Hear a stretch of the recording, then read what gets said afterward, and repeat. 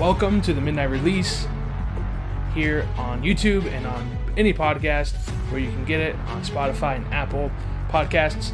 We're here on a beautiful Sunday night after a great set of games on the CDL, the Call of Duty League, after week one, and we'll be going over Squatch Awards, some of the big topics, and then also giving our Squatch rankings at the end. So let's get straight into it. Okay, first topic, since I've been AFK for quite a while and I haven't been able to make videos throughout each day, which I might be doing in the future, got to go over the very first day on Friday. Wow, what an absolute failure of a first day. It was kind of like a worst nightmare for anyone who works in the CDL, anyone who covers it. It's the last thing we wanted, which was a bunch of bugs, a bunch of failures. We had two matches that were delayed at least an hour each of the four, getting over around 9 p.m. It's just like every single possibility for esports that could go wrong went wrong that day. And wow, I mean, we've now recovered from it. We've had 2 full days without any bugs, I believe. I've only missed a couple games, so I'm pretty sure that we've had nothing wrong going forward from here. But wow, that first day was a grueler. I will say I stuck through it. I watched every 9 hours. I had it fully up on my TV, and I was waiting for things to go through. I did go on the flank and watch some of their talking as that wait was happening, though. But I did stay on the main channel through the whole 9 hours. And other than the delays, great first day and a great first week. Looking at the top 3 teams, I never would have guessed coming in who are undefeated after this first week, as every team plays twice throughout a weekend. Minnesota Rocker, Boston Breach, and London Royal Ravens rounding out the top, all having a 6-2 map record. Really good. Never would have guessed going into it. And now that we've gone through 3 days, this kind of the failure of the first day has kind of gone past me. I've kind of forgotten about it, which is always good that, it's kind of in the past and I've forgotten about it. So, but let's hope. I mean, last year, even in the if I recall, in champs, we even had a long hour-long delay, and that game was out for a full year. It just sucks that a AAA organization, company, can't put these bugs to rest and just have a smooth sailing competitive. But hopefully this year that can be different. So, talking about bugs, let's get in the first topic, which was the Optic drama. So, for those who don't know, Cammy from the Minnesota Rocker had an SAE in his back pocket. I am still not sure if every single person has an SAE or if he accidentally still had it equipped. From what I've heard, I think every single person has to have it equipped even though they're banned.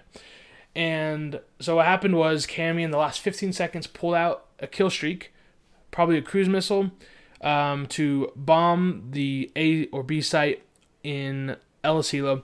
And in doing so, he accidentally pressed the SAE because it didn't work the first time. So when he pressed the D-pad again, then the SAE went through. And in that moment, his tablet froze. This is the inevitable bug that I experienced on the beta. I haven't experienced it yet in the actual release of the game, luckily, but he experienced it in a competitive match. And I'm not sure if he experienced it because the bug just randomly happened or if it's because it's banned that the game wouldn't allow it to go through, so he's just stuck on the tablet. Either one, doesn't matter. The problem is that the fact that he's even able to equip it when it's banned is just absolutely freaking ridiculous. But in so doing, after the match, Optic won, and they sent the review in to the CDL, and the refs deemed it worthy to replay it. So no matter what was said by either camp, it doesn't matter. At the end of the day, the CDL chose that because of those 15 seconds, the entire round, the 5th round of control, should be played through. Now, obviously, both teams are competitors. You're going to take any win you can. So even though I'm not sure how Minnesota feels, if they felt like that was actually the right call for them, but Optic surely did not. As me putting myself in those shoes, I would not feel that. I would feel the same exact way as Optic. and through it, they decided to forfeit, which, looking at Twitter and looking at the past, this was Scump's first time forfeiting. It's unprecedented. It's something that's never really happened. And it seems like it's all through their pride that they chose to forfeit. So because of that, I am not huge on their decision to forfeit. I saw Nate Shot, the owner of the LA Thieves, talking about it, saying, or maybe it was Octane, someone from the Thieves camp, I believe, was talking about it, saying that it doesn't matter what the reasoning was. If I was playing, there's no way I would forfeit.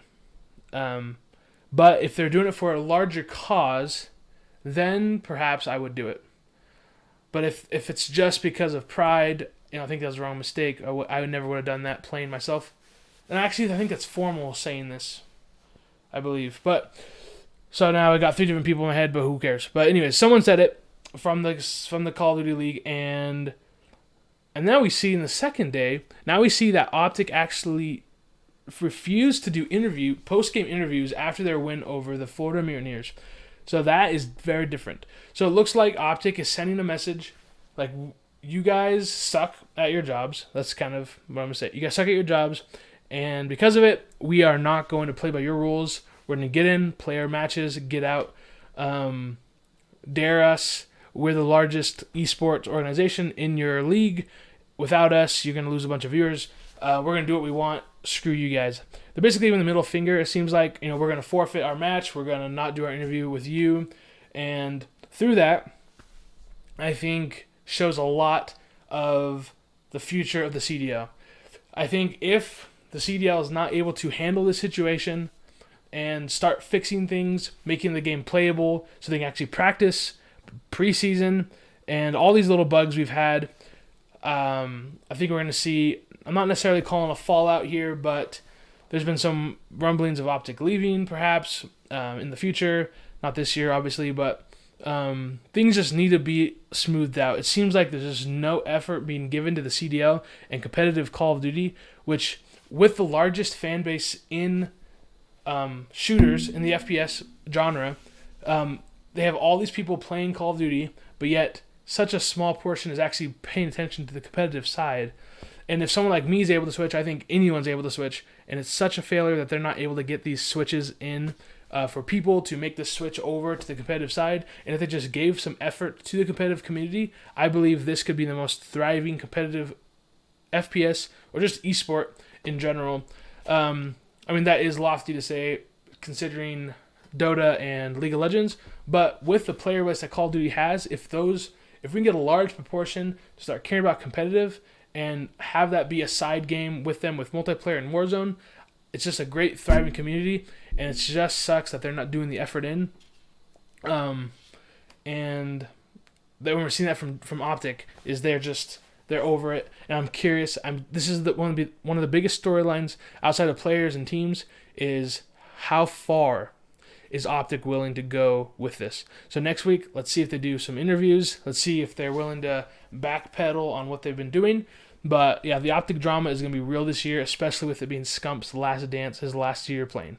So off that, let's get straight into the Squatch Awards, which will be my weekly awards or majorly awards. I just wanted to do some now, coming off week one in the qualifiers, and kind of go over some teams here. So first off, cue the music. Okay, first off, we got the most surprising team of week one, and I'm going to give this award to the London Royal Ravens. I have been extremely impressed with them. As I said earlier, right, Ravens, Boston Breach, and Minnesota Rocker all have 20 points each, all with a 6-2 map record. I personally believe Minnesota would have gotten their butts kicked by Optic, which would bring them down. So really, it's Boston and London that should both be. So it should be Boston, London, and Optic as a 2-0s.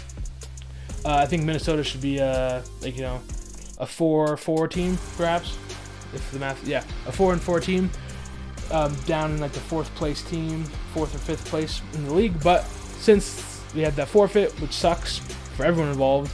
It really is Boston and London, and London just was such an underrated team coming into the season, being one of the lowest ranked in almost every tier list from the preseason. We were having them at F tier, not just because of the roster, but because of their performance in scrims.